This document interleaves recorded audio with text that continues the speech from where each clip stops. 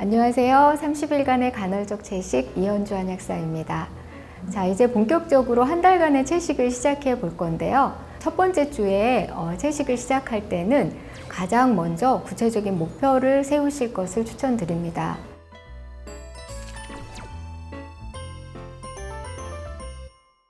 어떤 목표를 얘기해 보라고 하면 많은 분들이 그냥 혈압이 좀 떨어졌으면 좋겠어요.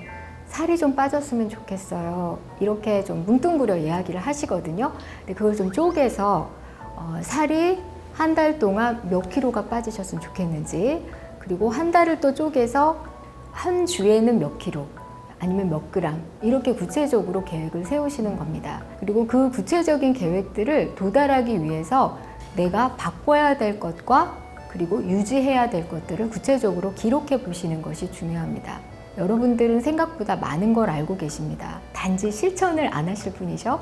그래서 이 한 달 동안 내가 정말로 실천할 수 있는 것들부터 해보는 것입니다. 자, 내가 바꾸고 싶은 거는 한 10가지, 20가지가 될 수 있어요. 하지만 그 중에서 첫 번째 주에는 2가지만 한번 시작해 보시기 바랍니다. 가령 이런 거죠. 나는 아침에 일어나서 커피를 마시는 습관을 바꾸고 싶다. 그런데 커피를 마시는 것 자체가 한 번에 끊어지지 않잖아요. 그죠? 그러면 나는 커피를 2분의 1로 희석해서 마시겠다. 이것도 하나의 목표가 될 수 있습니다. 나는 만약에 살을 빼고 싶다. 한 달에 야무지게 10kg 빼겠다는 분들이 오세요. 그럼 저는 말립니다. 그거는 잘 안 돼요. 그래서 저는 한 달에 3kg 정도를 기준으로 했을 때 한 주에 약 700에서 800g 정도를 목표로 하는 것입니다. 그래서 처음부터 완벽한 것을 요구하지 말기. 두 번째로는 저희가 맨날 먹는 식단에 어떤 패턴이 있다는 것을 여러분들이 이해하셔야 됩니다. 저는 아무 때나 먹어요. 먹고 싶을 때 먹어요. 먹기 싫으면 건너뛰어요 라고 말씀을 하시지만 사실 그것도 하나의 패턴이라는 것이죠. 그래서 식단 일기를 적어보면서 나는 어떤 패턴을 갖고 있는지 아는 것이 필요합니다. 그리고 나서 내가 정말로 규칙성을 가지고 먹을 수 있는지를 점검해 봐야 합니다.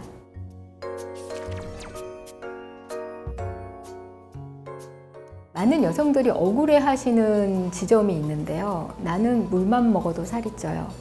나는 정말 밥을 반으로 줄였는데 왜 체중은 줄지 않나요? 이런 말씀 많이 하시거든요. 그런 분들께 제가 첫 번째로 권해드리는 게 저녁 식사를 일찍 마치라는 것입니다. 그래서 첫 번째로 제가 권해드리는 규칙은 제때 먹는 것입니다. 그러면 언제가 제때일까요? 저녁 식사를 취침 전 5시간에 마치라는 것입니다. 그러면 제가 직장을 그만둬야 돼요 라고 말하는 분들도 있습니다. 자, 5시간이라고 하는 숫자 5에 얽매이실 필요는 없어요. 저녁 식사를 부드럽고 가볍게 한 다음에 가벼운 스트레칭을 통해서 몸을 이완시키고 나서 숙면에 들면 잠도 깊은 잠을 자서 여러 가지 꿈을 꾸지 않게 되고요. 아침에 일어났을 때 컨디션도 훨씬 좋아집니다. 그런데 저녁 식사만으로는 좀 부족합니다. 아침 식사가 굉장히 중요한데요. 아침 식사는 몇 시에 먹는 게 좋을까요? 제가 제안드리는 룰은 저녁 식사로부터 12시간이 지난 다음에 아침 식사를 하시는 겁니다.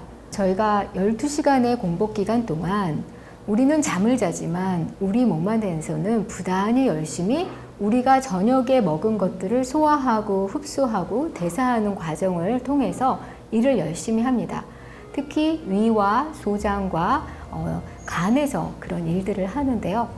보통 영양대사들 대부분은 간에서 일어납니다.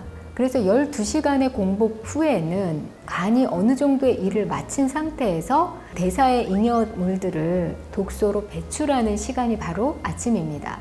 그래서 아침에 배설에 도움이 되는 음식을 먹거나 또는 이 장 기능을 활성화시켜주는 같은 얘기겠죠. 그런 음식을 먹으면 독소 배출률이 훨씬 늘어납니다.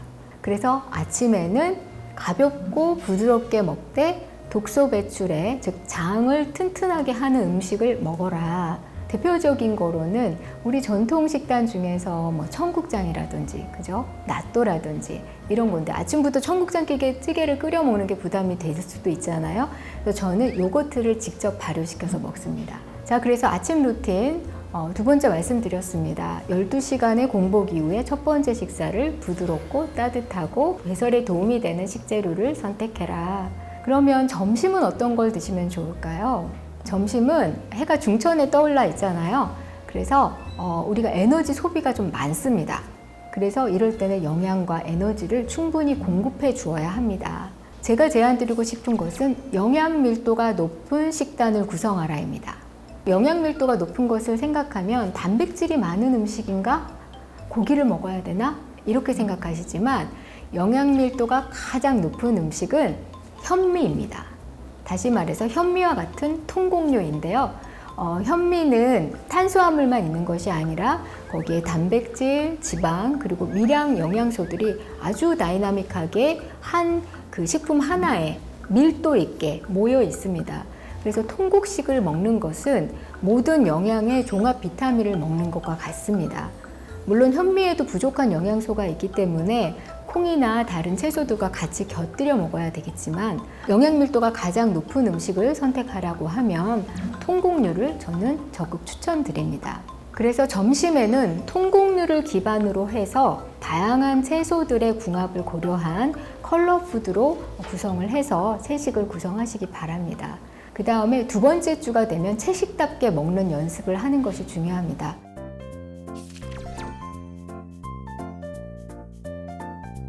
그런데 첫 번째 주부터 완벽하게 채식답게 먹어야겠다 생각하면 사실 좀 지칠 수가 있어요. 그래서 첫 번째 주는 조금 느슨하게 한번 내가 시간만 좀 정해서 먹어보자 이렇게 생각을 하시고요. 그런데 두 번째 주가 되면 이게 조금 훈련이 돼요. 그래서 두 번째 주부터는 조금 더 채식다운 비율을 맞춰서 드실 것을 권해드립니다. 하버드 의대에서 제안하는 건강한 식단 한 끼의 비율은요. 과일과 채소를 50%, 그 다음에 25%를 통곡식으로 먹는 것입니다. 나머지 25% 안에 콩류, 해조류, 견과류 등이 포함이 됩니다. 그래서 여러분들이 이러한 식단 비율을 고려해서 식사를 하시면 어떤 이점이 있을까요? 일단 만성질환이 더 이상 걸리지 않습니다. 있던 병도 사라지게 되죠.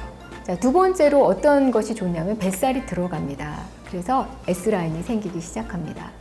세 번째로는 정신이 맑아지기 시작합니다. 왜냐하면 쾌변을 보기 때문에 장에서 미생물들이 굉장히 건강한 상태로 살게 되면 뇌에 영향을 미치기 때문이죠.